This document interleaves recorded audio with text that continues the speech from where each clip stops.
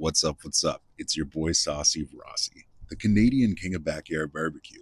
And I just am chilling here in my backyard with a really bright sun, apparently. Oh my goodness. Seriously, I'm chilling out here. I want to talk to you guys about sodium in barbecue rubs. Sodium is a huge part of barbecue. It represents the salt portion of your meal, and it varies. Some dry rubs have very low percentages of sodium, anywhere from 0, 1, 2, or 3%. Then there's the mid range. It's kind of like a, you know, 5, 4 or 5, up to about 7% or 8% sodium. Then above that, 9% and above, those dry rubs are extra salty. But they all have their purpose, and I'm hoping that in this video, I can maybe explain that to you a little bit better. So let's just relax. You know what to do. Hit those buttons, like and subscribe. I'm your main man, Saucy Rossi. Let's talk about it. So in barbecue, sodium is a flavor enhancer. It helps build bark. It's extremely important. I mentioned this just a moment ago, though.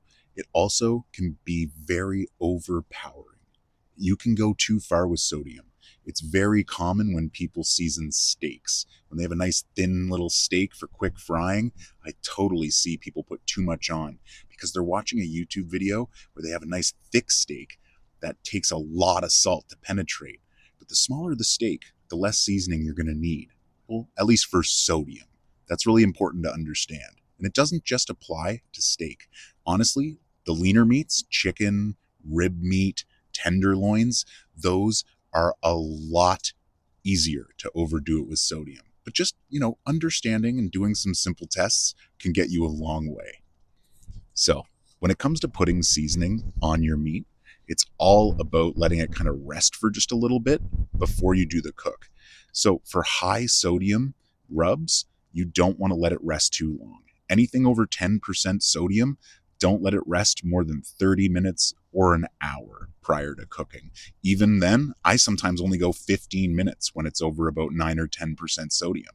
Now, when you have a lower bearing sodium amount, like 0 through 3%, you can let that go all night. Let those flavors penetrate the meat. It's super important.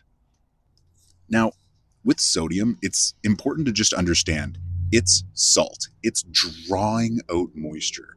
That's the main goal here, okay? So by putting the sodium on, we're going to just allow, like a better crust to be built. That's definitely important. And by drawing out that hydration, that water content, it really allows for a better sear. So if you're trying to get crust, like on a steak or anything like that, maybe on a tenderloin, it's all about having a dry exterior. That's why you see people petting their steaks dry before they put them on the grill. It's because the sodium is releasing that moisture, bringing it right on the exterior. Now, if you put that onto a hot surface, that's going to start steaming. You don't want a steamed steak. You want a fried and grilled steak. That's what it's all about. Maybe not fried. That's probably the wrong word. I was thinking fire grilled. Anyway. Now, when it comes to store-bought rubs, it's really important that you take the time and pay attention. In general, store-bought rubs have higher sodium counts, but not all. Here are a couple simple examples. If I'm not mistaken, this has 1%, this has 1%, this has 3%, this has 4%, this has 7%, and this has 9% sodium. All local to the Atlantic Canadian provinces. And all of them are delicious, but they all have different purposes. Like this one. This is for chicken. This is for steak. This can be used on a number of things. Basically anything chipotle goes with. I like to mix this a little bit with some other seasonings. It's fantastic. This is an all-purpose dry rub. Goes on absolutely everything. And this is a hot honey dry rub. So you can combine them. But it's important. If you're combining dry rubs, do not go over 10% sodium. Just by adding the percentages together on the back will be enough.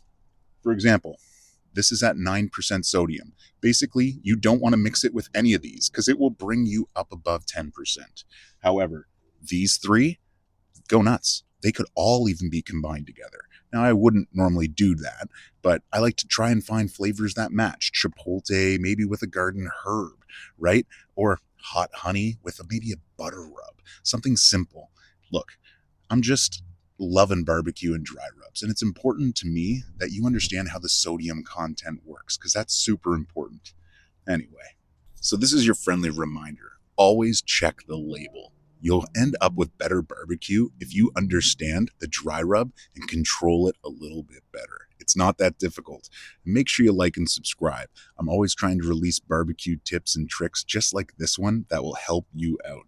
You guys know what's up. It's your boy Saucy Rossi, the Canadian king of backyard barbecue. Oh man, I'm having a great time. I hope you're enjoying yourself too. Take care, stay safe, and until next time.